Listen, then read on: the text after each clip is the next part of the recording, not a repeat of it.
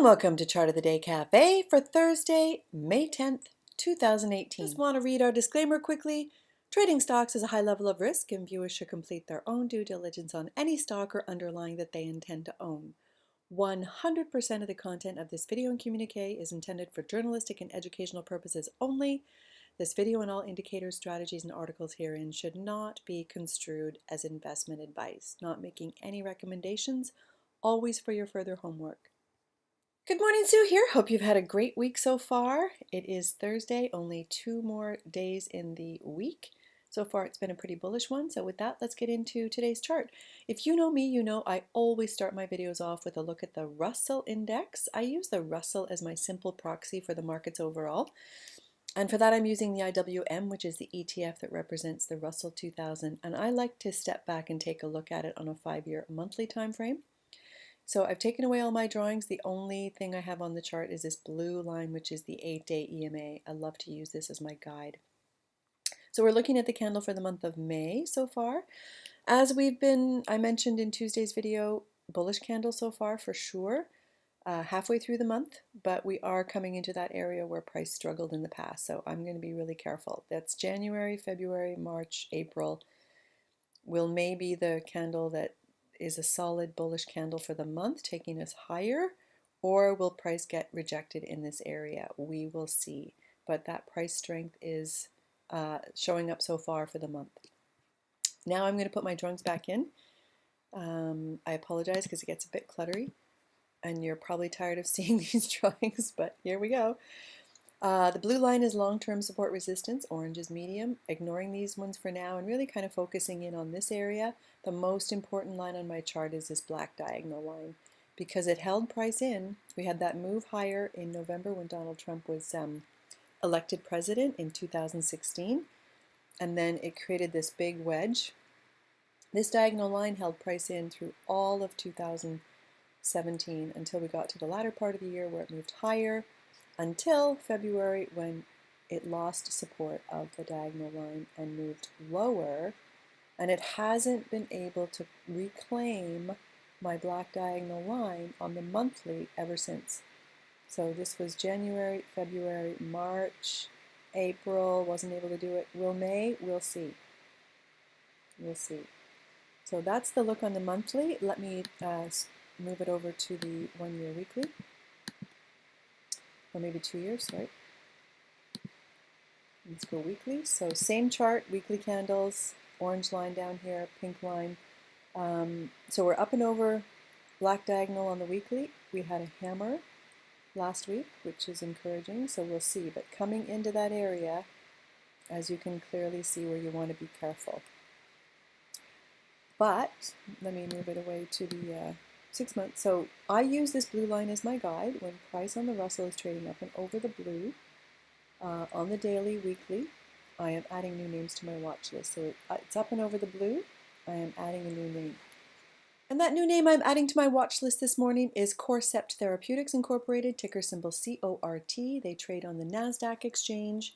They are a biotech pharmaceutical company incorporated in 1998. They are engaged in the discovery and development of drugs for the treatment of severe metabolic and psychiatric disorders. You can go to their website and check out a little bit more about them. You know me at Chart of the Day Cafe. I am all about the value and growth scores underneath my charts, and this one has one of the highest value scores I've ever seen, and I've seen a lot. So it's got an extremely high value score, with a forecasted earnings growth rate going forward of 46%. It's got a current PE of 15.77, and it does not pay a dividend. They just announced earnings, so I think this will be one to watch. So we're looking at the 5-year monthly chart. As you can see on the 5-year monthly, uptrend, but trading sideways as of late. So these are the monthly candles, but I like the way we had this big sell-off. I'm not sure what that was all about.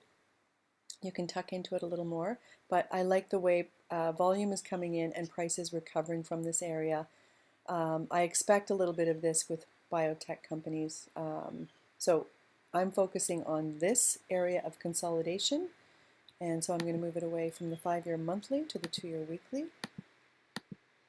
and I really like this formation here. So it's starting to pick up my 8-day EMA. I'm going to put a line of support underneath this area and say, let's focus in on here. So I'm going to move it away from the 2-year weekly to the 6-month daily. They announced earnings yesterday. Initially, the market did not like what they heard, but I think their sales growth was pretty impressive, and so all throughout the day, the buyers came in. I will be looking for this one to move up and over my 8-day EMA. I'm going to zoom it in a little more.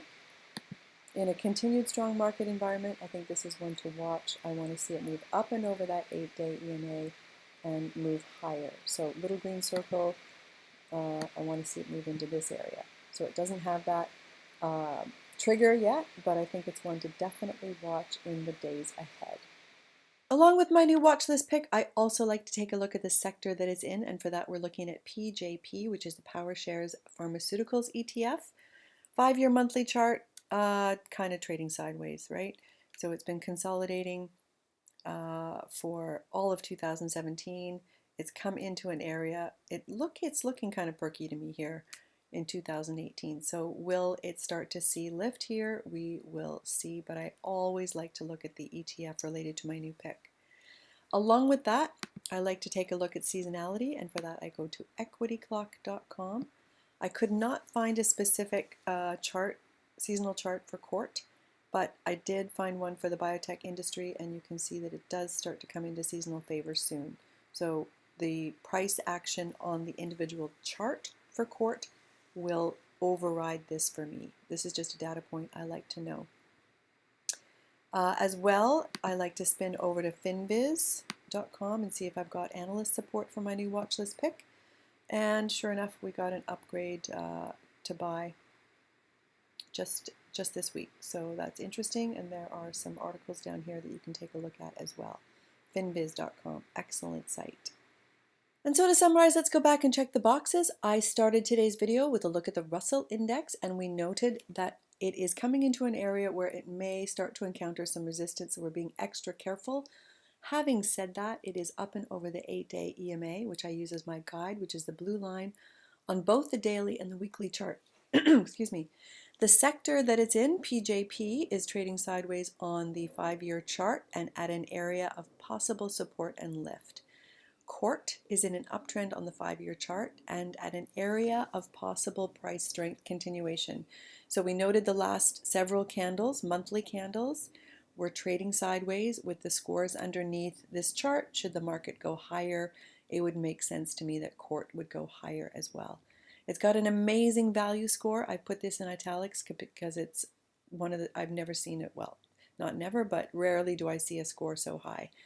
It's got an excellent forecasted earnings growth rate going forward of 46%. Doesn't pay a dividend, so that's not checked. It does not have that 3 and 8 EMA daily cross that I look for, so that's not checked, but I will be monitoring it in the days ahead. It's got seasonality coming soon and analyst support. It just got a buy rating. It's got a current PE of 15.77 and it just had earnings. Thank you for watching today's video. As a reminder, they go out every Tuesday and Thursday morning. Have a great weekend, and we'll see you Tuesday.